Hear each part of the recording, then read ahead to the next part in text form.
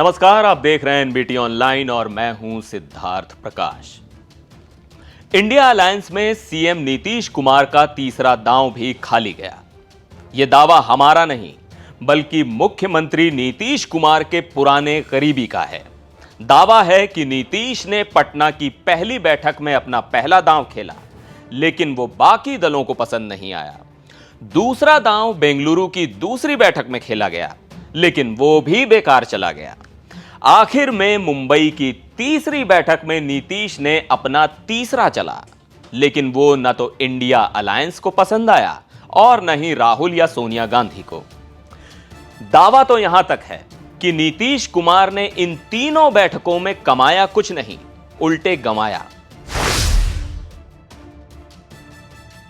जब सीएम नीतीश कुमार विपक्षी एकता की पहल करने दिल्ली पहुंचे तो उनके मन में एक उम्मीद थी कि वो पीएम नरेंद्र मोदी के खिलाफ एक बड़ा मोर्चा खड़ा करने में कामयाब रहेंगे। उनके साथ सियासत के सबसे मंझे हुए खिलाड़ी लालू प्रसाद यादव भी थे। इसके बाद ममता बनर्जी ने पटना में ही विपक्ष की एकजुट बैठक बुलाने का सुझाव दिया। नीतीश कुमार इस मामले में कामयाब भी रहे। नीतीश कुमार के करीबी के मुताबिक यही उनका पहला दांव था कि वो इस बैठक में गठबंधन के एक महत्वपूर्ण चेहरे के रूप में उभरे, सूत्रधार बने, संयोजक बने।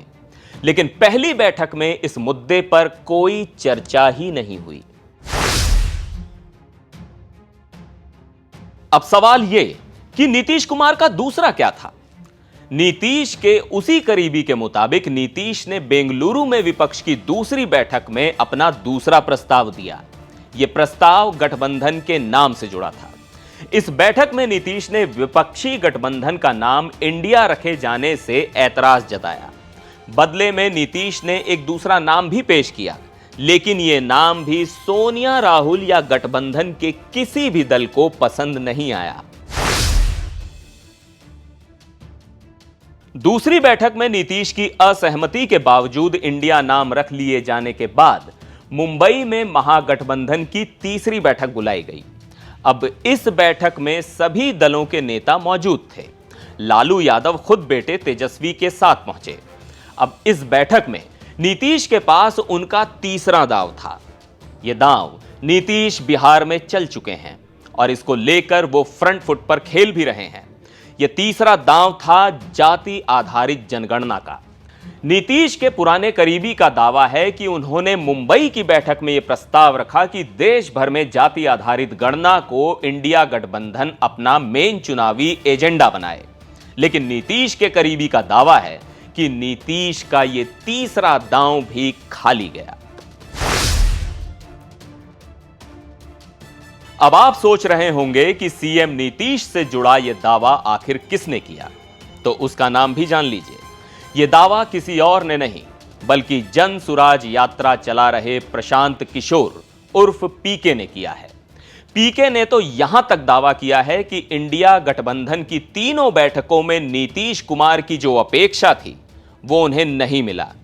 सुनिए पीके ने नीतीश के लिए क्या कहा। तीसरी बात इंडिया को लेकर मैं जो आपको बताना चाहता हूं कि ये तो अभी शुरुआती दिन है। सबसे आसान काम है नेताओं का एक साथ बैठना, महत्वपूर्ण है लेकिन ये आसान काम है। जब सीट शेयरिंग की बात होगी, जब मुद्दे की बात होगी, तब आपको समझ में आएगा।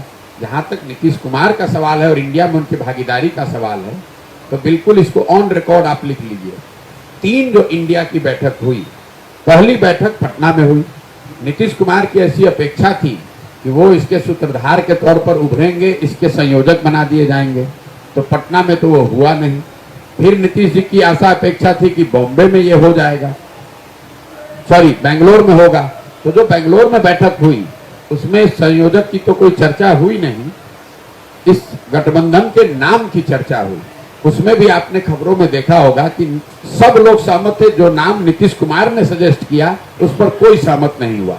नीतीश कुमार एकमात्र बड़े लीडर थे जो इंडिया नाम से सहमत नहीं थे, तो वहां पर भी उनकी नहीं चली। तीसरी बार जब वो बॉम्बे में बैठक हुई, तो आपको जदयू वाले नहीं बताएंगे, हम बता रहे हैं, क्योंकि इंडिया वो बैठक में जो लोग बैठते हैं वो सब सीधे तौर से हमसे जुड़े हुए लोग हैं। तो तीसरी बैठक में नीतीश कुमार एजेंडा लेकर गए थे कि कास्ट बेस्ड सेंसस को इंडिया का मेन एजेंडा बनाया जाए। उसको भी इंडिया के सभी साथी गठबंधन दलों ने मुख्य मुद्दे के तौर पर नहीं स्वीकार किया। तो तीनों बैठकों में नीतीश कुमार को, चाहे आपको कुछ भी कहे, मैं आपको जो फैक्ट है वो बता रहा हूं कि तीनों बैठकों में नीतीश कुमार को जैसी अपेक्षा थी वो तो उनको मिल नहीं रहा। तो ये थे प्रशांत किशोर के दावे, लेकिन सवाल ये भी है कि प्रशांत किशोर का दावा कितना सही है। क्या वो अटकलों को आधार बनाकर दावा कर रहे हैं या वाकई इंडिया गठबंधन से उन्हें सच में जानकारी मिल रही है? और अगर सच में मिल रही है तो फिर यह बिहार के महागठबंधन के लिए बड़ी मुश्किल वाली बात है। एनबीटी ऑनलाइन पर फिलहाल के लिए बस इतना ही। मुझे दीजिए इजाजत। नमस्कार।